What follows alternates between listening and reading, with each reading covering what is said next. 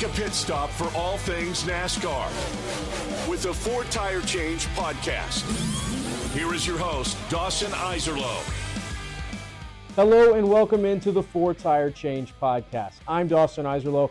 This is kind of a revitalization of a podcast that I had a couple years ago when I was focused in on NASCAR a good bit.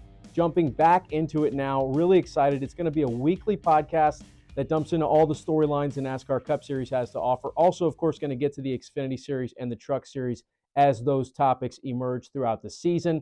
Going to have a lot of different guests on throughout the season, people who cover the sport, people who are in it, people who are fans from the outside perspective. Just want to kind of keep it fun, keep changing things up, and overall talk a lot about NASCAR. I'm somebody who grew up watching the sport a lot and now get a chance to talk about it sometimes on ESPN Southwest Louisiana Sports Station, and now through them doing this podcast as well. So for this first episode, it's going to be pretty quick. Just wanted to jump in, kind of give an intro to things. We're just about a month away from the Daytona 500, even less than a month, in fact. We'll have the Clash coming up and everything like that. But I wanted to give the 5 storylines that I'm really looking forward to throughout this NASCAR Cup Series season in 2024. There's certainly more than this, and I wouldn't even call them the 5 biggest. It's just the 5 storylines that I think are going to be really intriguing, and all of them have some different reasonings behind them. So let's get right into it. The first one, Ryan Blaney. Can he keep the momentum? Can he prove that his championship season last year wasn't a fluke? I actually wrote a column for this on ESPN SouthwestLouisiana.com, just talking about what Blaney accomplished last year, kind of where his career was. He was kind of at a point where it felt like he was hitting a lull. He wasn't winning races consistently. He had the year where he didn't win a race at all. And then he emerges and in the playoffs last season wins a championship, wins a couple of races that he had to get to win them, and pulled it off. But even last year, he wasn't consistent throughout the year. And I think there's always been this kind of disconnect between what the potential of Ryan Blaney is and what he's actually been. So I think this is actually a really important year for him. And, overall, I think he's going to keep that momentum. I think he's going to take the pressure off this year. He's not going to feel that kind of heat. He's obviously got a lot of job security at this point with what he's done at Penske.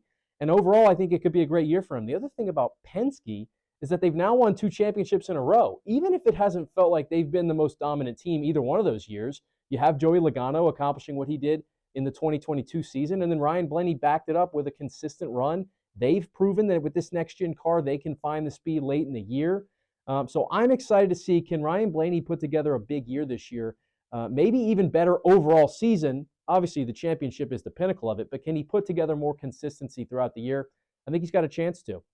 The second storyline I'm really looking at is, can Stewart-Haas Racing survive without Kevin Harvick? This is something I think is really intriguing. Stewart-Haas is on a decline right now, and I think it's a slippery slope. They made some driver hires this offseason that I think they're hoping can kind of revitalize them back into consistently contending. But the retirement of Kevin Harvick could prove extremely costly for this group. I have some numbers to kind of back up what Stewart-Haas has been. It's no secret that they've been struggling. But think back to that 2020 COVID season when NASCAR came back, right? And Kevin Harvick and Denny Hamlin were dueling throughout the year. They had 10 race wins that season, 9 of them for Harvick, but even Cole Custer got himself that kind of surprise win, and it really felt like they were rolling as one of the powerful teams in the sport. You fast forward to the next year, 2021, Harvick doesn't win a race. He's still consistent in the standings. They did get a win, though, from Almirola, so you had a couple of drivers in the playoffs, and you were able to still kind of at least put together a solid season. 2022, almost a bounce back in some ways. 3 wins, couple of them for Harvick, 1 for Chase Briscoe, who's their new kind of up-and-comer. You felt like there was really some momentum behind them stabilizing things behind Kevin, and now the newcomers with Chase Briscoe, along with your veteran drivers like Almirola. 2023, though, last year, maybe their worst year they have ever had in the history of their existence. And here's why. They don't win a race. We know that. They had 1 driver make the playoffs. That was Kevin Harvick in his farewell season. But he ends up finishing 13th overall, being eliminated early in the playoffs.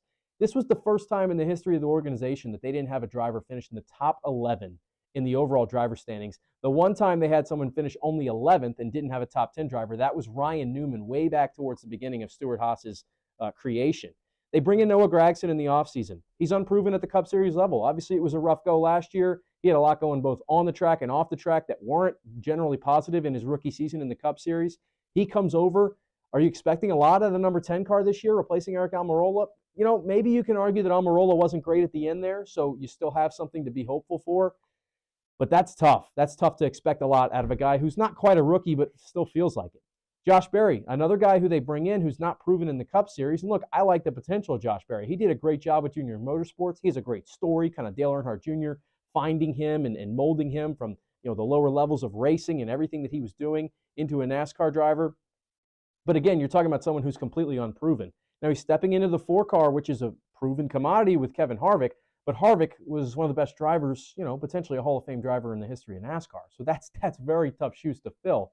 Then you have Chase Briscoe and Ryan Preece. Look, they brought in Preece last year. I liked the move because I like Ryan Preece. I thought he had some talent, thought he had some ability. Didn't think he had gotten a fair shake in his previous stops in the Cup Series level.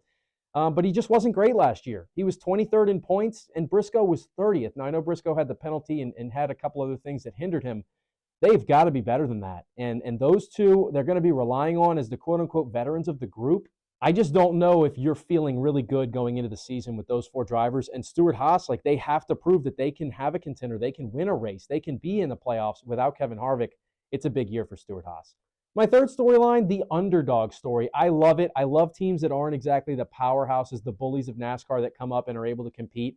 And I thought last year, Michael McDowell just continued a trajectory that's been incredible. His Daytona 500 win, I think a lot of people thought it was fluky. I myself thought it was fluky at the time. But he's backed it up with really solid performances these last couple of years. And last year, making the playoffs just on points alone, wouldn't have even needed to win a race. Incredible stuff. I'm looking forward to, can he repeat that? Can he get help from his teammates? Can that front row team continue to progress? And then can somebody on one of these other, somewhat underfunded teams, we've heard about Rick Ware for a few years now trying to improve their operation. I don't have a lot of confidence that they'll be ready to compete the way some of these other teams are. But Spire, look, it was really rumored that Corey LaJoie was going to have a big-time opportunity. Maybe he was going to jump over to one of those Stewart-Haas chairs. So for him to be back at Spire, they feel like they're building something. He's my kind of pick to challenge Michael McDowell as that guy who's not on the most funded team in the world that can make a run at things. So I'm really excited to see what those two can do. Addition to all the other, non-traditional powerhouse teams within NASCAR.